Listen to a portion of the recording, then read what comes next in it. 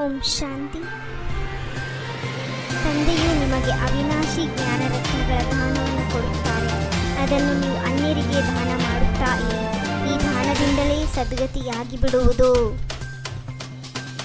ಮನೆಯ ಮಾರ್ಗ ಹಾಗೂ ಸ್ವರ್ಗಕ್ಕೆ ಹೋಗುವ ಮಾರ್ಗವು ಈಗ ನಿಮಗೆ ತಂದೆಯ ಮೂಲಕ ಸಿಕ್ಕಿದೆ. ಶಾಂತಿಧಾಮ ನಾವು ಆತ್ಮಗಳ ಮನೆಯಾಗಿದೆ, ಸ್ವರ್ಗವೇ ಬೇರೆ. ಭಗವಾನು ವಾಚ, ಮನುಷ್ಯರಾಗಲಿ ದೇವತೆಗಳಿಗಾಗಲಿ ಭಗವಂತನೆಂದು ಹೇಳಲಾಗುವುದಿಲ್ಲ, ಏಕೆಂದರೆ ಇವರಿಗೆ ಸಾಕಾರ ರೂಪವಿದೆ. ಬಾಕಿ ಪರಂಪಿತ ಪರಮಾತ್ಮನಿಗೆ ಆಕಾರಿ ರೂಪವಾಗಲಿ ಸಾಕಾರಿ ರೂಪವಾಗಲಿ ಇಲ್ಲ. ರಚಯಿತ ಮತ್ತು ರಚನೆಯ ಆದಿ ಮಧ್ಯ ಅಂತ್ಯದ ಜ್ಞಾನ ಆತ್ಮ ಮತ್ತು ಪರಮಾತ್ಮನ ಈ ಜ್ಞಾನವು ಯಾರಲ್ಲಿಯೂ ಇಲ್ಲ. ಜ್ಞಾನಸಾಗರ ಅವರೊಬ್ಬರೇ ಆಗಿದ್ದಾರೆ. ಮಕ್ಕಳೇ, ಕುಂಭಕರ್ಣನ ನಿದ್ರೆಯನ್ನು ಬಿಡಿ. ಈಗ ಕಣ್ಣನ್ನು ತೆರೆಯಿರಿ. ಹೊಸ ಪ್ರಪಂಚವು ಬರುತ್ತಿದೆ.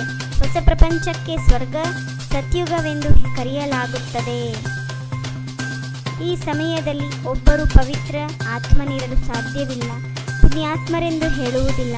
ಬಲೆ ಮನುಷ್ಯರು ದಾನ ಪುಣ್ಯ ಮಾಡುತ್ತಾರೆ, ಆದರೆ ಒಬ್ಬರೂ ಪವಿತ್ರ ಆತ್ಮಗಳಿಲ್ಲ. ಈ ಸಮಯದಲ್ಲಿ ತಂದೆಯು ಬಂದು ನೀವು ಮಕ್ಕಳಿಗೆ ಅವಿನಾಶಿ ಜ್ಞಾನ ರತ್ನಗಳ ದಾನವನ್ನು ಕೊಡುತ್ತಾರೆ. ನೀವು ಸಹ ಅನ್ಯರಿಗೆ ದಾನ ಮಾಡುತ್ತಾ ಇರಿ. ಆಗ ಪಂಚವಿಕಾರಗಳ ಗ್ರಹಣವು ಬಿಟ್ಟು ಹೋಗುವುದು. ಸುಖ ಮತ್ತು ದುಃಖದ ಆಟವು ಭಾರತಕ್ಕಾಗಿಯೇ ಇದೆ. ನೀವು ಬ್ರಾಹ್ಮಣರದು ಇದೊಂದು ಜನ್ಮವಾಗಿದೆ. ದೇವತಾ ವರ್ಣದಲ್ಲಿ ನೀವು 21 ಜನ್ಮಗಳನ್ನು ತೆಗೆದುಕೊಳ್ಳುತ್ತೀರಿ. ಪವಿತ್ರರಾಗಿ ತಂದೆಯ ನೆನಪು ಅಥವಾ ಯೋಗ ಬಲದಿಂದ ವಿಕರ್ಮಗಳು ಭಸ್ಮವಾಗುತ್ತವೆ. ಈಗ ಈ ಅಂತಿಮ ಜನ್ಮದಲ್ಲಿ ಪಾವನರಾಗುತ್ತೀರೆಂದರೆ 21 ಜನ್ಮಗಳು ಪಾವನರಾಗುತ್ತೀರಿ. ಯಾರು ಒಳ್ಳೆಯ ರೀತಿಯಲ್ಲಿ ವಿದ್ಯೆಯನ್ನು ಓದುವರೋ ಅವರಿಗೆ ಸದ್ಗತಿಯಾಗುತ್ತದೆ. ಉಳಿದವರೆಲ್ಲರೂ ಶಾಂತಿಧಾಮದಲ್ಲಿ ಹೊರಟು ಹೋಗುತ್ತಾರೆ. 5,000 ವರ್ಷಗಳ ಮೊದಲು ಈ ದೇವತೆಗಳ ರಾಜ್ಯವಿತ್ತು. ಇದು ಲಕ್ಷಾಂತರ ವರ್ಷಗಳ ಮಾತಲ್ಲ.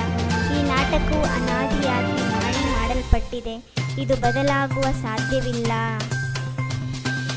ಒಂದು ಜನ್ಮವು ಇನ್ನೊಂದು ಜನ್ಮಕ್ಕೆ ಹೋಲುವುದಿಲ್ಲ. ಮತ್ತೆ ನೀವು ಈ ಜನ್ಮವು ಪುನರಾವರ್ತನೆ ಆಗುವುದು. ಆಗ ಇದೇ ಪಾತ್ರ ಇದೆ. ಮುಖಲಕ್ಷಣಗಳನ್ನು ಪುನಃ ತೆಗೆದುಕೊಳ್ಳುತ್ತೀರಿ. ಆತ್ಮಗಳು ಒಂದು ಶರೀರವನ್ನು ಬಿಟ್ಟು ಇನ್ನೊಂದನ್ನು ತೆಗೆದುಕೊಳ್ಳುತ್ತದೆ. ಕೆಲವೊಮ್ಮೆ ಸ್ತ್ರೀಗೆ, ಕೆಲವೊಮ್ಮೆ ಪುರುಷನಾಗುತ್ತದೆ. ಭಗವಂತನೆಂದು ಜನನ ಮರಣದ ಆಟದಲ್ಲಿ ಬರುವುದಿಲ್ಲ. ಇದು ಶ್ರೇಷ್ಠಾತಿ ಶ್ರೇಷ್ಠ ವಿದ್ಯೆಯಾಗಿದೆ. ಇದರಿಂದ ನಿಮ್ಮದು ಎಷ್ಟೊಂದು ಶ್ರೇಷ್ಠ ಸಂಪಾದನೆಯಾಗುತ್ತದೆ. 21 ಜನ್ಮಗಳಿಗಾಗಿ ಇದರ ಬಹಳ ಪರಿಶ್ರಮ ಬೇಕು. ದೇಹಿ ಅಭಿಮಾನಿಗಳಾಗಬೇಕಾಗಿದೆ. ತಂದೆಯ ವಿನಃ ಮತ್ಯಾರು ಜೀವನ್ಮುಕ್ತಿಯನ್ನು ಕೊಡಲು ಸಾಧ್ಯವಿಲ್ಲ. ಆತ್ಮವೆಂದು ವಿನಾಶ ಹೊಂದುವುದಿಲ್ಲ. ನೀವು ಮಕ್ಕಳು ಈ ಶರೀರದಿಂದ ಭಿನ್ನ ಆಗುವ ಅಭ್ಯಾಸವನ್ನು ಇಲ್ಲಿಯೇ ಮಾಡಬೇಕು. ನೆನಪಿನ ಯಾತ್ರೆಯು ಬಹಳ ಪಕ್ಕಾ ಆಗಬೇಕು. ಜ್ಞಾನವು ಬಹಳ ಸಹಜ. ನಿಮ್ಮದು ಅಂತಿಮದಲ್ಲಿ ಇಂತಹ ಸ್ಥಿತಿ ಇರಬೇಕು. ತಂದೆಯ ವಿನಃ ಮತ್ಯಾವ ಶರೀರದ ನೆನಪು ಬರಬಾರದು. ಅನ್ಯರೊಂದಿಗೆ ದ್ವೇಷವನ್ನು ತಿಳಿಸಿಕೊಳ್ಳುವುದು ಸಹ ಅಸುರಿ ಗುಣವಾಗಿದೆ. ಅಶರೀರಿಯಾಗುವ ಅಭ್ಯಾಸ ಮಾಡಬೇಕಾಗಿದೆ. ಪಾವನರಾಗಬೇಕಾಗಿದೆ. ಧರ್ಮರಾಜನ ಶಿಕ್ಷೆಗಳಿಂದ ಪಾರಾಗಲು ಯಾರದೇ ದೇಹವನ್ನು ನೆನಪು ಮಾಡಬಾರದು.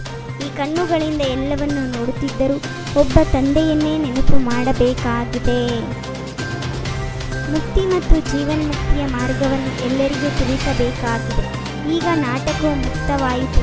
ಮನೆಗೆ ಹೋಗಬೇಕಾಗಿದೆ. ಈ ಸ್ಮೃತಿಯಿಂದ ಬೇಹದ್ದಿನ ಸಂಪಾದನೆಯನ್ನು ಜಮಾ ಮಾಡಿಕೊಳ್ಳಬೇಕಾಗಿದೆ. 1 ಸೆಕೆಂಡಿನ ಆಟದಿಂದ ಇಡೀ ಕಲ್ಪದ ಅದೃಷ್ಟವನ್ನು ರೂಪಿಸಿಕೊಳ್ಳುವ ಶ್ರೇಷ್ಠ ಅದೃಷ್ಟಶಾಲಿ ಭವ. ಭಾಗ್ಯವಿದಾತ ತಂದೆಯು ಅದೃಷ್ಟವನ್ನು ರೂಪಿಸಿಕೊಳ್ಳುವ ಬೀಗದ ಕೈಯನ್ನು ಮಕ್ಕಳ ಕೈಯಲ್ಲಿ ಕೊಟ್ಟಿದ್ದಾರೆ. ಓಂ ಶಾಂತಿ. 21 ಜನ್ಮಕ್ಕಾಗಿ 21 ಪರಮಾತ್ಮನ ಮಹಾವಾಕ್ಯವನ್ನು ಆಲಿಸಿ ತಮ್ಮದೇ ಆದಂಥ ಈ ಚಾನಲ್ಗೆ ಲೈಕ್ ಮಾಡಿ, ಶೇರ್ ಮಾಡಿ, ಸಬ್ಸ್ಕ್ರೈಬ್ ಆಗೋದನ್ನು ಮರೆಯಬೇಡಿ. ಓಂ ಶಾಂತಿ.